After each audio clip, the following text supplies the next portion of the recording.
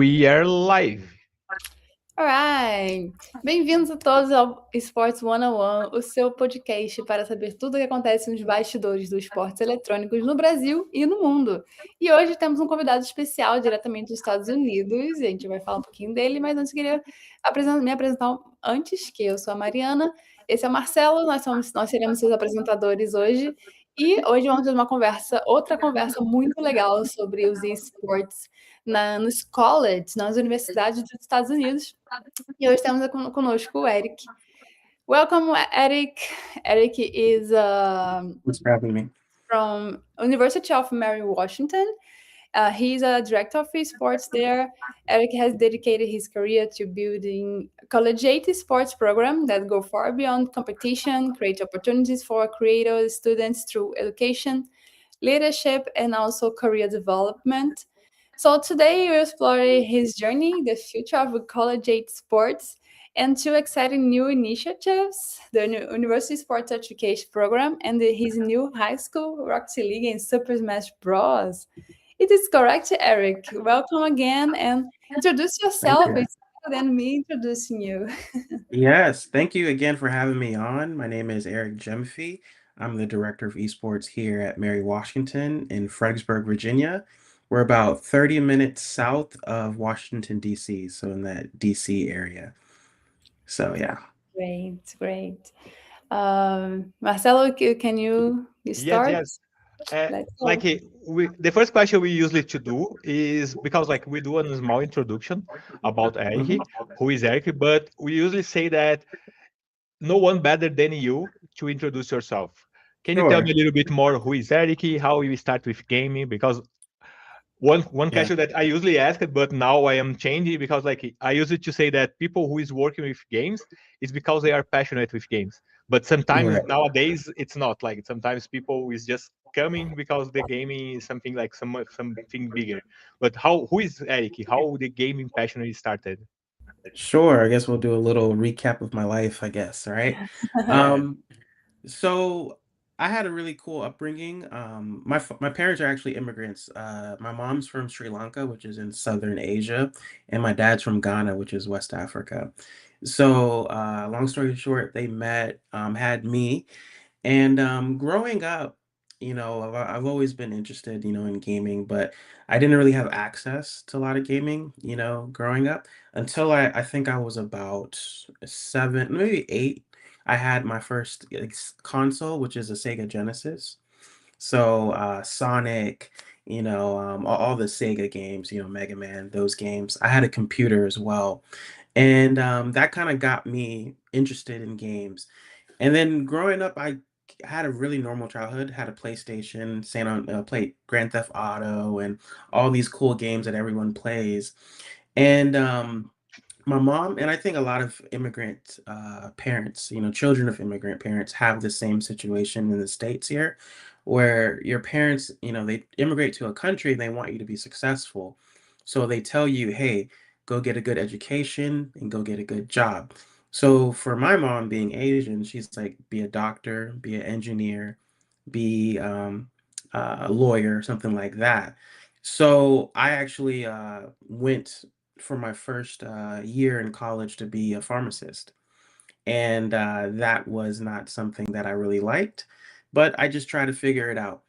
And then after that, I think about 2 to 3 years, I joined the military. I was in the Air Force. And we'll come back to the Air Force because they actually are in esports now, the US military is. And I did that for a few years, got out, and then, I didn't really know what I wanted to do. This is, my late 20s. And then my partner at the time said, you should go and do something you really like, use your benefits, go back to school. And that's kind of how I found my way back to esports. This is during COVID time, and I went back to school, and I went to Shenandoah University, which is in here, Winchester, Virginia. And over there, they had a curriculum, academic major for esports. They're one of the first in the country to have a major. And then the director at the time, Joey Gariziak, who's at Syracuse University now, I consider him the best director in the country. But he was the one running that program. And I said, hey, I want to get into esports, but I just didn't, especially even now, but before was more prevalent. There wasn't really a pathway into esports. Like if someone was passionate about gaming and wanted to work in gaming, it was just kind of like, who do you know to get you in the door? There wasn't like if you're a doctor or engineer or lawyer, there's a pipeline you can go through, right? So that's the reason why I went to Shenandoah. I went there because I wanted to have a pathway into esports, into gaming, and doing something I love every day would be amazing, right?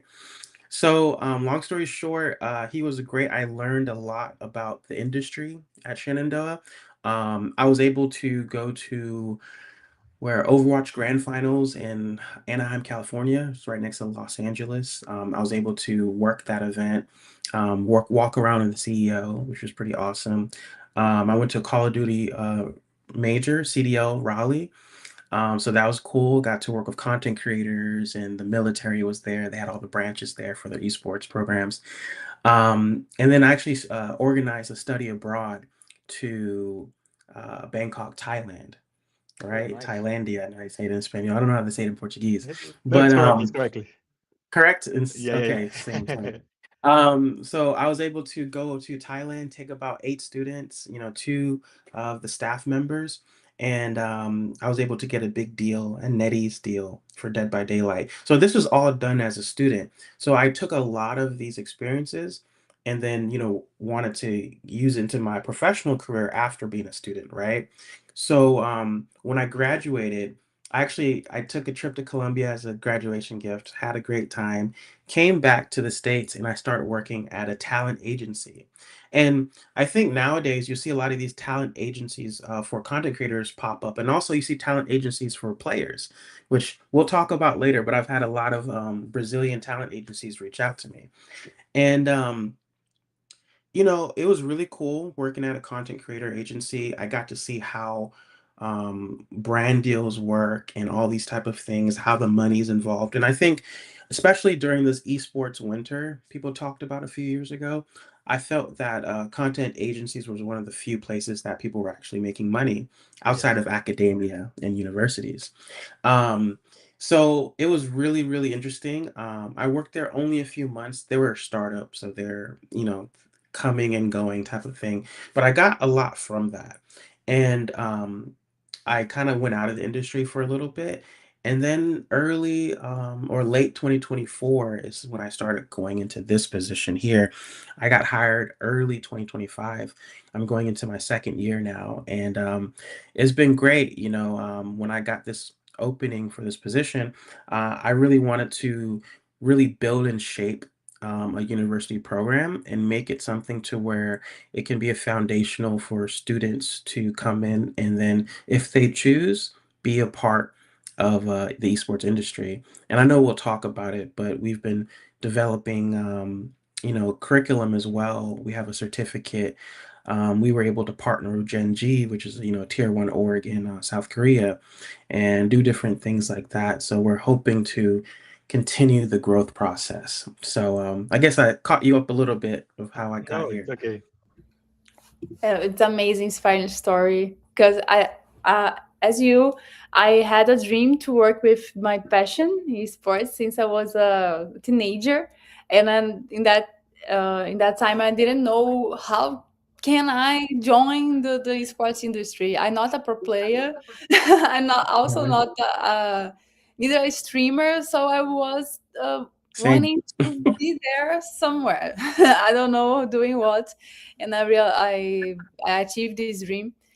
But our audience here in the podcast is for younger started career people. Mhm. So looking back in your own career, what were the biggest don't know challenges during those early years? So like looking back, you can think about it or make it better, or a challenge that you achieved, something that you went through to gain this experience on esports.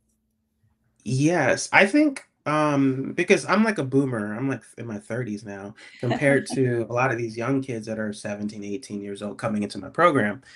I think the biggest thing when I was as a student going back was to get caught up and even learn about the current ecosystem of esports, right? When I first got into, back into esports and as a student, I remember the Overwatch League was still a thing, and there were franchise teams, and most gaming, different titles they have to where they have the partner teams like you'll see like G2 or whatever T1 and League of Legends or these things. I know Fury is big in Brazil Yeah. with CS. So you have these partner teams. So learning how things work because as a North American uh, sports fan, we have a different system of how sports work up here, and then how esports work is different, right? So I had to get myself just indoctrinated back into how esports works. Um, and one of the things also I would say for me was to try and build my network and try and get in to where people were. I think one of the things for younger people, maybe listening to this podcast, is like if you want to get into esports, the way to do that is to volunteer and work these events. There's no shortage of help needed for these type of events like Blast, DreamHack, all these cons that you see, is to start figuring out how you can get a part of these programs and start working these events because you can build your resume. And that's what I tell my students too. So that's what I did as a student. I was volunteering everywhere. I was flying everywhere. And I would tell my program, hey, I need to go pay for my ticket. So that was the luxury of going to a university, but if you don't, you can still try and make it work the best you can. So I think that's probably the best thing. A lot of the hurdles, I guess, was just trying to get myself into the industry and build my network. And I imagine it like you say that you are boomed, but I disagree. It's because you are not like old. They are so young. This is the difference, you Yeah, know? yeah. I think that's Yeah. a good mindset. Yeah. But I imagine that this director of esports, it wasn't your first role in your life. What was your first role in how it teach you, in how it teach you know it, how you prepared for this role? Sure. My first role was a talent manager at GG Talent Agency, Oh, and nice. that was my first role out of college. And I think everyone has a specific role, even if it's in esports or not in esports, where it beats you up a little bit. And that's exactly what that role did because a lot of startups and just I think a lot of esports orgs, if you go work for an org rather than like a institution, there isn't necessarily a structure in place. It's just like just get the work done, right? And that was my first experience in esports in gaming was that talent agency, outside of being a student. And I was shocked. I was because of the owners were saying, "Hey, we need this out of you." And I was always used to like people showing me a step-by-step guide of like, okay, this is what you do. It's like, hey, just get it done and figure it out. And then things change every day. And in esports, things change every day. So that was the biggest whirlwind I think that I had. But I think the biggest thing is that if something doesn't work out for you in the beginning, it's okay. Brush yourself off and get back up because things are going to succeed, things are going to fail. It's going to happen again and again. And I think that was a big growing like lesson for myself because I remember when I left that position, I was thinking, I don't know if I'm really cut out for this. Was doubting myself a little bit, but I think it's also just things you need to learn and get your character development. And then that now has helped me in this position because I've kind of seen how things kind of ebb and flow within the industry. So it's been a great learning lesson. Yeah, so just to work in esports, you love video games is just the first or not even the first step for being here. So this other skills like I don't know, hard working is it's the step for to join and be in the industry, right? But what other Exactly. skills do you think every sports leader needs today with the fast-paced environment, Mhm. the ability to work with the team. What other skills do you see it's necessity? Yes, I would definitely say hardworking. You have to be diligent and you have to be able to work with people. You know, everyone is different. Everyone comes from a different place. Being able to work with different people from different places, and especially with gamers, not all of them are the most sociable people. So finding a way to connect with everyone at their level, and that's mostly what I've done at my program is, my first year was like, okay, there's 80 new people I have to get to know, right? So how do I get to know all these people? And then getting to know their tendencies and everything like that. And I think if anything in the gaming and esports industry, you have to be able to pivot and learn on the fly. Because, like we all know, things change. Like, for example, Overwatch was the best hero shooter for a long time, and Marvel Rivals came out, and everyone hopped on that. So it's like, okay, now I have to pivot and kind of figure out if this is the play or as we really keep into Overwatch, right? So it's just kind of figuring out things and making the best decision with information you have. And I think it's really cool because even though this is a multi-billion dollar industry, they'll say it's still very small on the inside. Everyone kind of knows everybody, which is something I really like about the industry.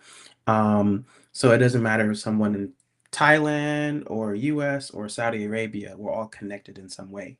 And here in Brazil, right? So it's just really utilizing your connections and building real long-lasting relationships. Really nice. And you said something about adaptability, which is so crazy. I discovered that in 2021. I Hmm. should knew that, but I didn't. Which is like because of the culture, uh, the game depends on where you are. Because for example, you have like a high school in Rocket League and Smash Bros. And in Australia, Rocket League is huge. Everyone Hmm. plays Rocket League. In Brazil, it's not that big. In Brazil, they don't pay so much here. They have like All right. small communities. It depends on where in geography you are. It's the game Hmm. you play. Uh, Right. but talking about, you said that your first role it was talent manager. One Yes. second. Okay, talent manager. How is different managing people to managing one sports program? Of course, in a sports program, you have to managing people because they are the students, but you have a lot Right. of different things to managing. Yes, even as a student, I was helping managing the Army esports, but when I got into this role with the talent, the content creators, it was very interesting because you had different levels of content creators. You had creators that had close to 1 million followers or 1 million subscribers. You had other ones that were smaller, that a few 100,000. We had a few that were like just maybe 50,000. So the different activations and brand deals that everyone get was different, but also the way they did it was different. Some of them were very boom, boom, boom. Hey, I need this video. I need this done for this brand by this time, this day. It's done. Another one you have to go chase for a couple days before they even give it to you. So, one thing I realized is just how different creators treated their job differently. Because this, at the end of the day, was a job. And honestly, the brand deals was the stable income and a lot of the creators' monthly income because the streaming income fluctuates up and down, but the brand deals are like their stable income. So this was kind of like their job in a way. And just how people treated it was very different. I think the best thing I got from it was just learning how the brands thought about things, the demographics and stuff that the endemic and non-endemic brands, so the brands that were part of esports and not a part of esports. We would have brands like Manscaped or HelloFresh, just random companies that would want to have activations with us. And then they would say, we want a content creator with, 500,000 followers and at least, 500 concurrent followers or viewers, 1,000 viewers concurrently. So we would say, okay, we can go and we would go find them for them. And then, either they would like it and give us more, or they'll just say, okay, that's enough. So it was a really good experience, and I think using that now at my university is really how can I best get the most potential out of each player, and how can I get the most for them to be the best player in the game title that they are, or give them the best resources so they can perform the best. So it's just like putting them in the best situation. And before we went entering in the questions about the University of Mary Washington, where you work, I have a Sure. curiosity. I asked this question for all of the our guests here, Sure. because you are talking about your job and your scenario in the US, and it's so similar to Brazil in some points, but so different in the others. So, for example, here in Brazil, we are facing the sports regulation and the law Mhm. and everything like related to sports betting and things like that. Mhm. In the US, well, can you give us the scenario? What are the challenges? What the big wins for the last months? I think it's great to be this exchange here. Yeah. Sure. One thing I realized about the US, that is just recently changed is that for the longest time we didn't really have a federation. We have a US federation now. But the thing about it, I know different countries, like for example, Thailand, they're recognized by the government of Thailand as a sport. They've like Saudi Arabia does the same way. I'm guessing Brazil maybe is the same where they recognize it as on a federal level. And the thing about the US, everything's kind of decentralized. Everything's kind of there's no governance in the sense of like overarching, right? So I think a couple wins was one that we had the US Federation, and like they're going to it's still not sponsored by the government in any way, but it's just the some of the minds are coming together to try to give uh, I guess more of a stability to the esports in the US. And I think a good win is just the way that the collegiate programs have been progressing. I think what you're going to see in the next 4 to 5 years is more of a pipeline from the high school K-12 scene to collegiate to pros. In the past, it was just like you're 16 years old, you're really amazing, you're a pro. There wasn't like a pipeline. It was just like you're really cracked at this game and you're going to be amazing. So I think now with the better coaching, the better the all the different systems and programs in place, these pipelines, these academies, you really saw that more overseas, but now I think you're seeing it more on the school level and the university level, where these universities are acting like academies now. So it's pretty cool to see, and it used to be in the U.S. If a really good player came to a college program, they were like a pro washout. So they were a pro for many years, and now they're not good enough to be a pro. They just don't want to be a pro, so they come back to the collegiate university program and finish their career there. But now is the flip scenario. Now you have full scholarships or partial scholarships to come play video games. So you're saying all these young players come to collegiate programs and then, do their years there and then become pros. So I think that's a win. Yeah, I was talking to Mariana in our docs about the questions, Mhm. and one thing that I like I'm so fan of US is that at least 90% of the programs that they start, they understand that the best way to start is it's talking about children, because if you Mhm. teach them well, they are going to be a better professionals.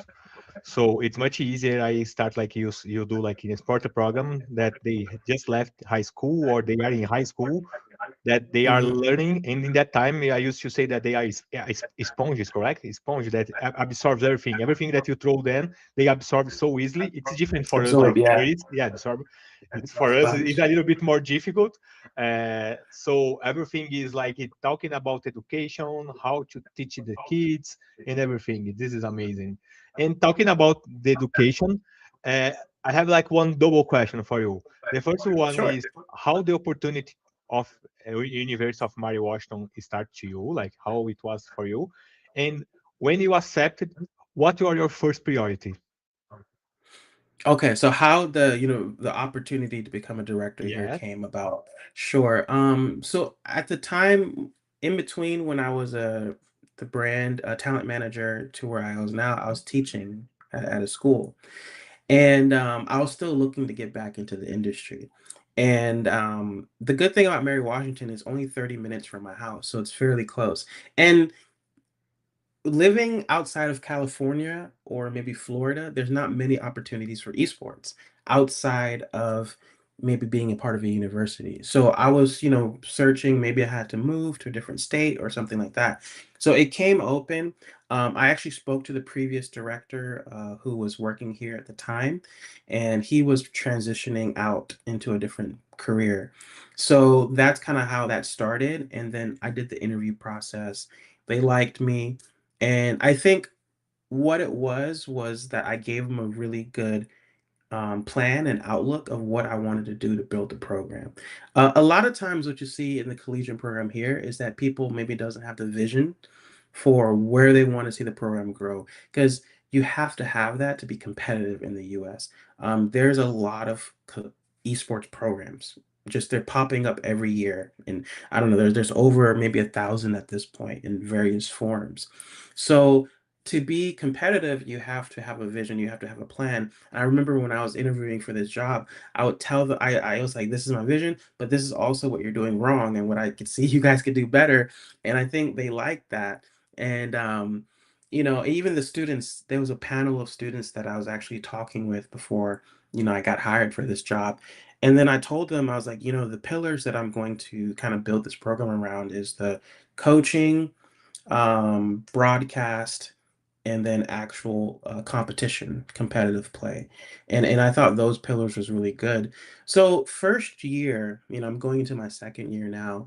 My priority, there was a lot to be done because the director previously did a great job, but I wanted to kind of build the program in the way that I wanted to build it, right? And that's coming from a different university, Shenandoah, that I came from. I got a good example of a successful program, one of the best in the country. So I said, okay, I can't build Rome in one day or whatever, so I have to kind of do a bite size. So one thing I expanded our arena size, so we have 20 PCs competitive now. I was able to create more of a competitive pro level setup. So 400 hertz BenQ, Zowie monitors, like those ones they use in the CS, Yes. tournaments and stuff, right? I got all top of the end peripherals, like, Black Shark headsets, good mice. And I did everything so we can have, hey, if you come here, you'll have a top of the line setup. The next thing was upgrading the broadcast, which I'm hiring someone to run that full time. Um, for our broadcast. And I realized these were some of the things I needed to change. I have a club as well for casual gamers. Um, and I created the certificate with another professor here on campus. So I realized that, in my opinion, you have to pair esports with the academia as well if you're having a program, because I think it goes hand in hand. There's always a learning aspect to esports. So that's why I said we need to have some sort of academic offering. So the first year, I really developed the coursework with some friends and former colleagues that I worked with. So I think to answer your question, what I really wanted to do my first year was build a foundation of Mary Washington, because I have a lofty goal of being one of the best universities competitively in the East Coast, especially in the DC, Maryland, Virginia area, the area that I'm in. I want to be competitive, but also have academic or some sort of offering to where if you want to work in the industry of esports, you can come here, get your education, get your networking done, and then go work in esports. So that was my goal, just to set that foundation. Great. So we have invited other sports director in the US, and we always ask the same question for all of them, like what makes the University of Mary Washington sports program so unique. So I think it's your moment to pitch, to do your business pitch, Sure, to convince definitely. us Brazilians to go to the US and choose the University of Mary Washington. Definitely. And I think after this, we'll have to talk about a lot of the Brazilians that are coming to the US because there's a We lot have a question coming. from And Brazil here too. You have a question okay, for cool. Brazil. We'll definitely talk about that. But the University of Mary Washington, it's an amazing school. It's actually an hour south of DC. I said that in the beginning, it's 30 minutes. It's an hour south of DC. I live 30 minutes south of DC. But it's very perfectly placed, in the Virginia. It's a smaller school. So a lot of these bigger schools, you'll have like 10, 20, 30,000 students. You might be one out of 200 in a study hall, for your class. But in Mary Washington, the class sizes are very small, maybe 20, 25. And then as you get progress in your degree in your junior and senior year, there might be 10 to 15 students in the class. So the class size is very small. You know everybody on campus. It's a very compact, student experience. And when it comes to the esports program, we're going to give you all the resources possible for you to become the best player. And our four core titles is Rocket League, Valorant, League of Legends, and Super Smash Brothers. Those are our core titles. Now we've have up to 9 titles. Like we've had CS, we've had Overwatch, Marvel Rivals, chess, which we do have chess as well. Um, and we have Fortnite. And I believe those are 9 titles total.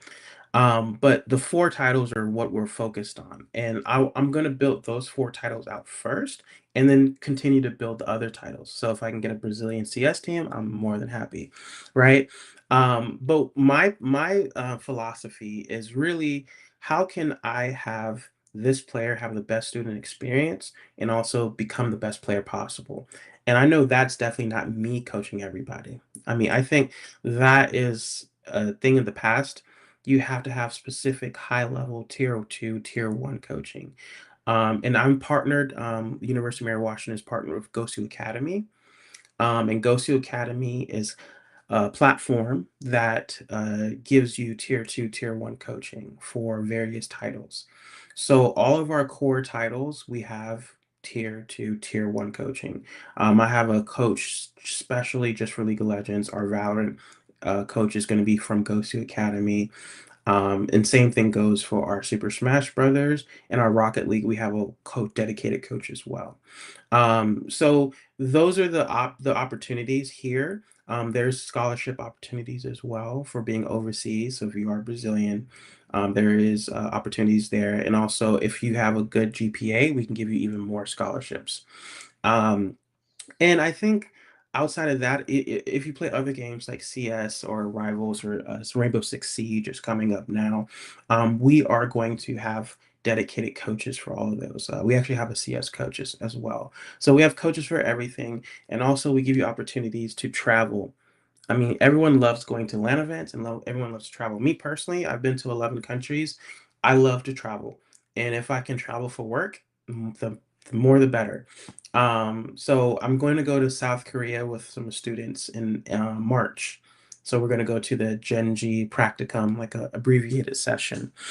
So coming to Mary Washington, you'll have opportunity to go to different countries, get actual practical hands-on experience, working in the industry and using all of those resources that we have. And obviously, if you want to pursue a little bit of education while you're doing your degree, you can get a certificate in esports to where it'll set you up. And the whole point of the certificate was rather than going and getting a whole 4-year degree like I did, or getting a minor, you can get a certificate. It'll streamline the process for you. So you can learn about broadcast, you can learn about running a program, you can learn about the ins and outs of esports, all of this in 15 credits.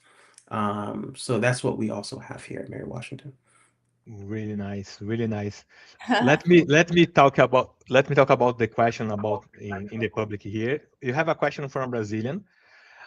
I Sure. know her. I know her. She's 17 years old, and she asked something. I think she's interested in the program because she asked 1 second. I lost the question. I lost the question. I lost the question. Here. Uh, is there any kind of scholarship for Brazilian? And how we do to study there? Then I can do one more question for you. What qualities you look when you're recruiting some students? Sure. Yes. And I think this is a good question because I really want to. Our university has one of the best international offices in the country, meaning visa and getting everything situated. We're probably one of the best in the country. We handle everything. And I know a lot of Brazilians or other students from other countries pay agencies good money to try to get them into the United States. You don't have to pay money. You can come straight to us and we will take care of you free of charge. You Just know, 1 second. Mariana, that is someone that doesn't like this answer. We interview yes, a yes, guy. I We remember. interviewed one guy who does exactly that. I He didn't like this answer. No, but I agree. I agree. I agree. I've run into this situation many times in Africa, in the UK, in Brazil. It's like I understand they're in the business of making a profit and they do help the students get in the process. But if the students knew that they come to us and we have a dedicated office set up just to help them come doing all of and I think for students a lot of it's the visa and figuring out what to do to get in because it's very daunting and maybe intimidating process, right? But if you come to Mary Washington, we will handle everything for you. So to answer your question, I think it was about the scholarship. Can Yes. you? If there is any kind of scholarship for Brazilian, Sure. Yes. So we have scholarships. Just for being a Brazilian and coming to Mary Washington, you get $4,000 scholarship right away, okay. right? And then through our academic admissions office, we will calculate what your grade point average is. So the good thing, and I know your second part of the question is what kind of student I'm looking for. Yep. I'll tell you every single Brazilian student that I've ever had a contact with. I haven't recruited one yet, but I've spoken to maybe 10 to 15 Brazilian different students. They've all been very nice, very humble, amazing players, like radiant challenger. I'm like, whoa, amazing players. But they've been very humble and very nice and always wanting to they have a maturity level, like a good maturity level, and they're willing to work in the program outside of just their game, right? That's the type of student I'm looking for. I'm looking for a student that is willing to get their hands dirty and work it within the program, like in broadcast or maybe volunteering, working events. Like we have multiple events that we run a year, doing those type of things and doing things to make them better, make themselves better, like building their resume, networking, and then all obviously being a good team player, someone that we can build a team around. These are the players I'm looking for, and these are the players that I'm willing to put all the resources to them, right? If they need to be able to go to an event, if they need coaching, if they need something, I will throw all the resources at them, you know? And I think scholarship wise, we can give anywhere from 4 or 5 thousand to upwards of 14 to $15,000. Just depends student to student. Everyone's a different case. So yeah. Mariana? And are these opportunities works for those who don't want to be pro players? For like, I'm don't have this dream to be a pro player, but I want Yeah. to study abroad and still working on the backstage of esports. Can I say that? So Yes. these opportunities, but not for pro players, just. Exactly. 100%. I'm not a pro player. I've never been a pro player. I've never been anywhere close to a pro player, right?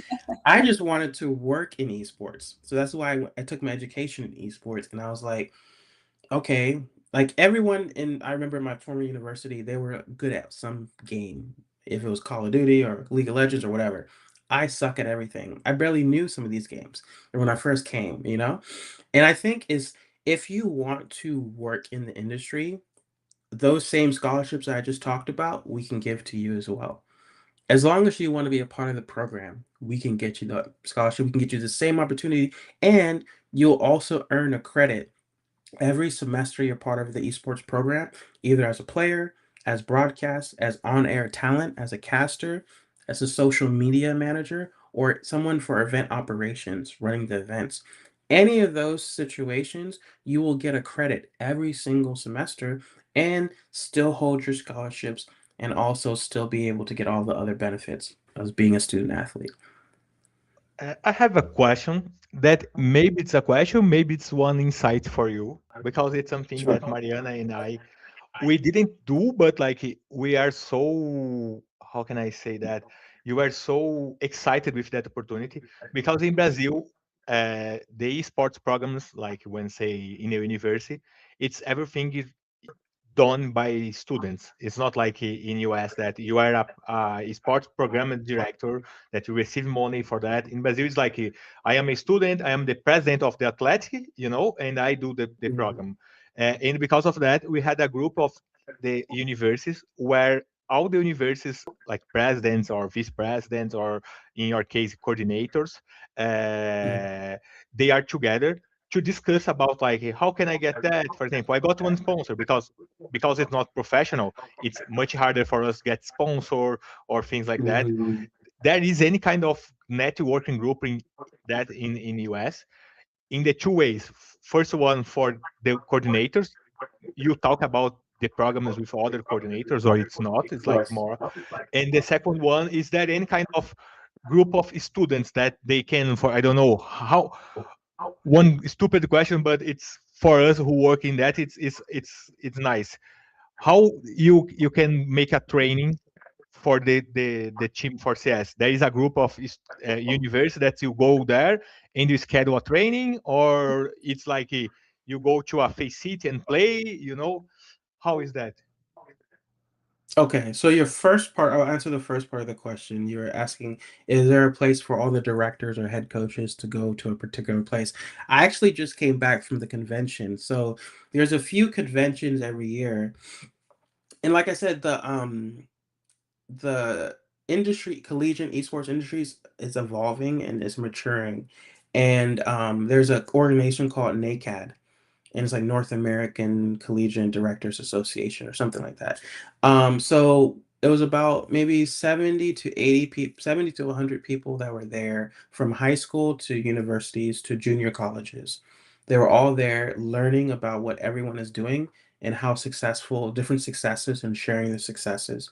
So that was very beneficial. I plan on going there every year because it's like continuing education for myself to get better so I can bring that back to my program. So we do have that, and we have most of the leagues, the university leagues, the collegiate leagues, they have different groupings to where they kind of bring all the head coaches and directors together. So that's very beneficial. I was part of NACE last semester, last year for my university. This is one of the collegiate leagues, and they have a program to where they bring in the new directors and the more seasoned directors to kind of help bring them along. So I think a lot of the people here, universities, are very collaborative. They work together. I mean, that's one initiative that I'm pushing um, for myself here in Virginia is to have all the universities kind of come together. You know, actually make myself a note here No, to no come worries. together and collaborate, and I think that's the one of the best things that we have. And I know for the second thing you were saying, how can players or people go get coaching? Was that what your question was? Yes. It's like Okay. it's more like how do you schedule a screen for the training? Because in Brazil, like I said, we have a coaching, which is a student too, but we have a coaching, and you Mhm. have a group. Mhm. It's like I don't know how is that nowadays, but in our time, Maya and Mariana, it was a mess. It was you put like, for example, in League of Legends, you said, or Valorant, my team is majorly. The majority of my team, they are Radiant. I'm from ASPM, which is my university. I'm looking for a training at 7 p.m.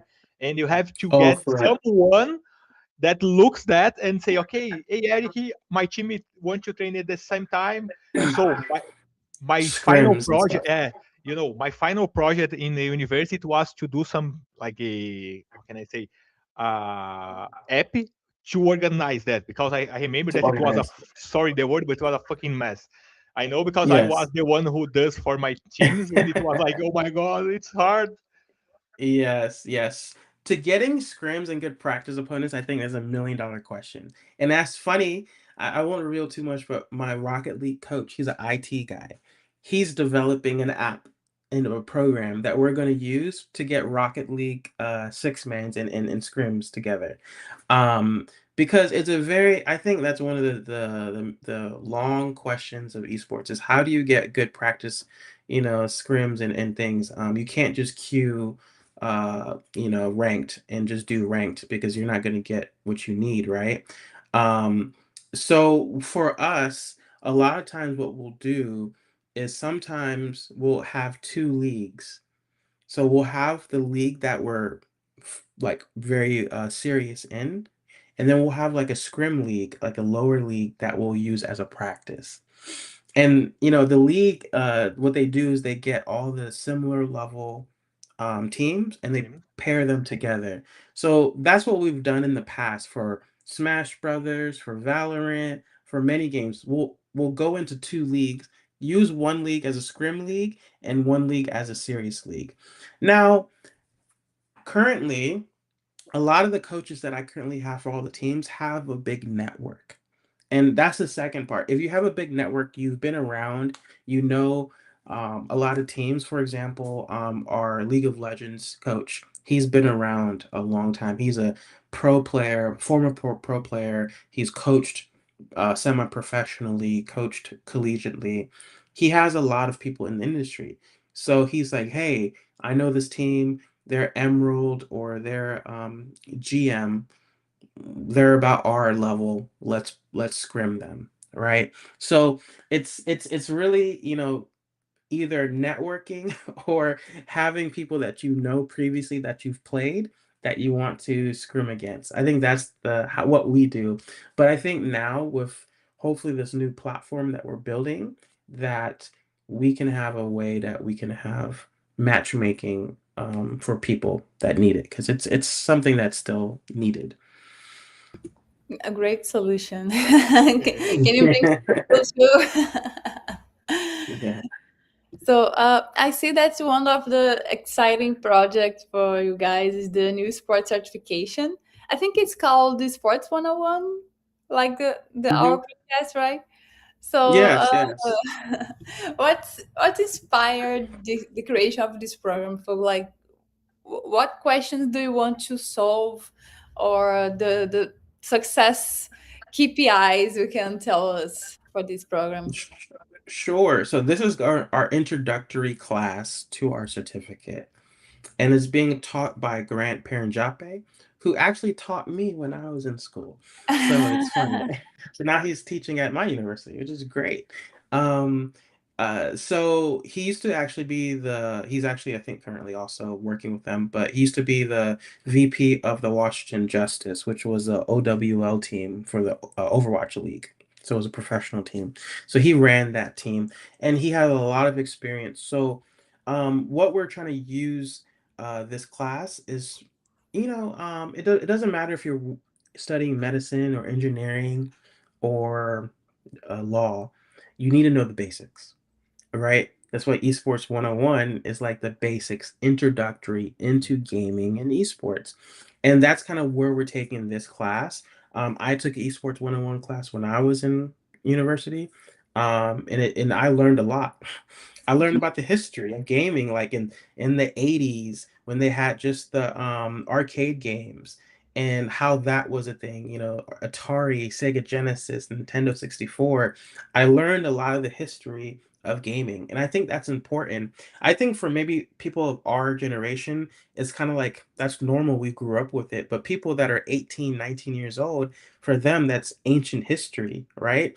So it's good to teach some of the young Gen Z how where gaming came from and how gaming has evolved over the years and how it came to this point.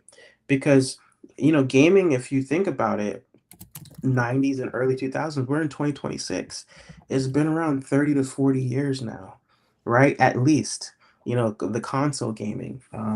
So it's a lot of people's whole entire career has been in gaming now, the people that have started in the 90s. So I think now there's a lot that we can teach the younger generation, and that class will then build into the other core classes within the certificate, and then the capstone, or what they will finish with the certificate, will be working as an intern within our program. And getting all this information and working in broadcast, arena management, or social media, and then learning about the ecosystem of esports, they'll be equipped to at least go and get an entry level job in the gaming industry. And that's the whole point behind the Uh, class. I am so in love with that part of education. I don't know why, but I'm so in love with that. And now you are launching a high school Rocket League Yes. and Super Matches Bros showcase. Yes. Can you tell me a Mhm. little bit more about this program? How is that? Yes. So my biggest things, I love to create relationships and create pipelines. And I hope this relationship continues. I hope I can see you guys in Brazil very soon. That'd be awesome. And I I believe creating a platform for high schoolers, because they're the next generation, right, going to university. So we've already started with the previous director, and I've continued it, a high school showcase for high school students in Super Smash Brothers. And if you know anything about the Smash Brothers scene, it's it's organized, but it's really organized on the grassroots level. Because Nintendo doesn't really do anything with Smash Brothers, so it has to be a lot of community work to get the Smash Brothers scene. So we've built our own event to where we can have the best talent locally in the DC, Maryland, Virginia area come to our university and play in a big event. And they're on the big screen and everything, and we play and we broadcast it. And this event is sponsored by the local baseball team, the Fredericksburg Nationals. So this upcoming year, this event will be done at the stadium, at the National Stadium in Fredericksburg, Virginia. So they'll actually get to play in the stadium, and we'll have prizes and trophies and different things like that. So it gives them a way to see who's really the best high schooler, right? But also it gets to showcase our program. And we're very thankful that the champion of this past high school showcase is going to come to Mary Washington. So that's awesome. And we're very excited about that. And the new initiative, it's a World Cup year, right? Sorry for Brazil. I was, you guys. I love Neymar, and I love the team. Ronaldinho was my favorite player growing up. Um, but you know, Rocket League is another game that I feel like has global impact, right? The core four titles that I talked about, all those four titles I felt like have global implication to where people around the world play this game. And I think Rocket League is one the easiest game to build a program behind. I'm giving a little bit of my secrets out on this podcast. You should charge people for this, because you can technically build a world class team of 3 players, right? And now you can get higher level players like a SSL player. They're more readily available. There's more people playing the game, and I think with that, you can change your program very quickly. More than a League of Legends or a Valorant team or any other team that takes more moving parts. With a Rocket League team, you can change your program in a year, right? So that is the what we're building, and we're giving a platform here at university. So every year we're going to have the best high school students in Virginia, Maryland, and DC come out to our university, and we're looking for sponsors for that.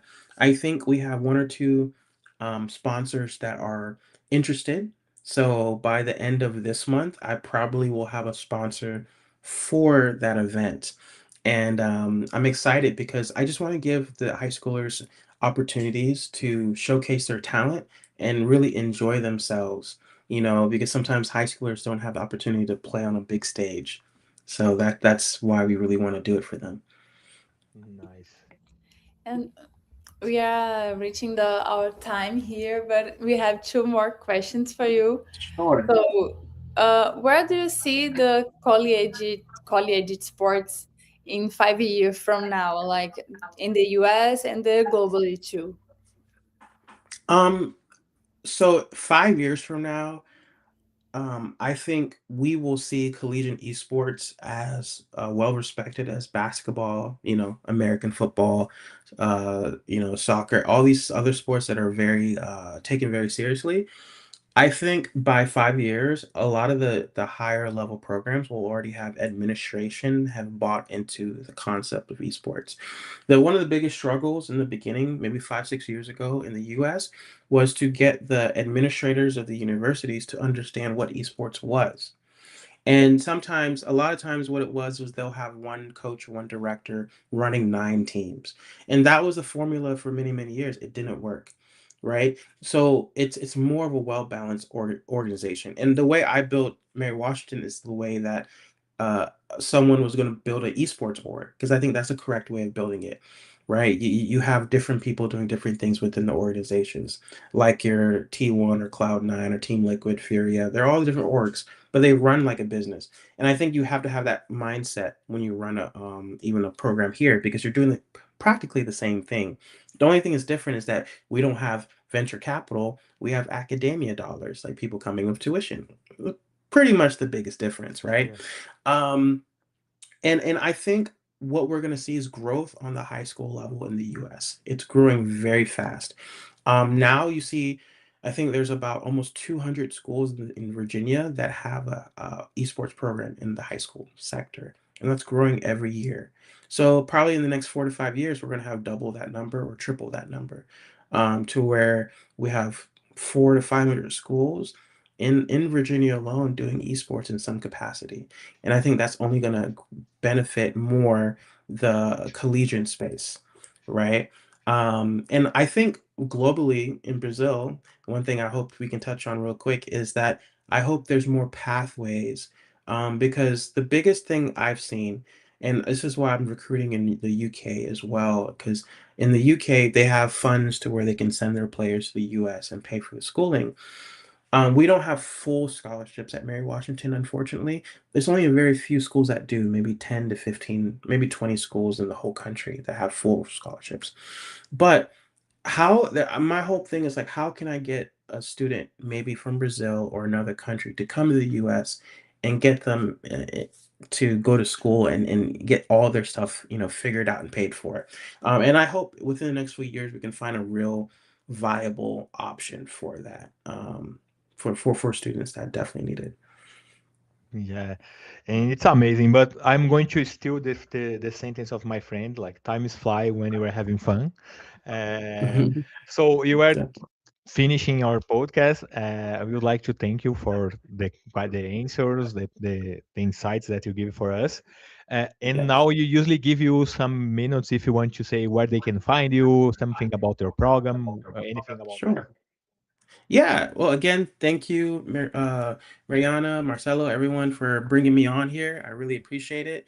You can find us we're on Instagram. We're on UMW Esports on Instagram. And also we have a website, umwesports.com. You can find that. My contact information is there. You can email me, or just reach out through a DM. I'll be happy to reach out if you guys are interested in pursuing education here at Mary Washington. We're very fast growing and we're excited for the years to come because we're going to be one of the most competitive teams here in the US. So thank you very much. It was a pleasure talking to you. Thank you very much, Mariana. It was a pleasure to talk to you again as a co-hosting. So we want to say Yes. something, Mariana? Just thank you, Eric, for having us. It was amazing, and on I tried to skip my brain to Portuguese to to end the episode, but it's See, difficult. But se você assistiu até aqui o podcast, deixa seu like, deixa seu comentário em quem você quer ver aqui no próximo episódio e fique ligado no Sports One on One para mais episódios como esse. Obrigada, thank you, Eric. Thank you. Bye bye, Bye, guys. Obrigado. tchau, tchau. Ciao.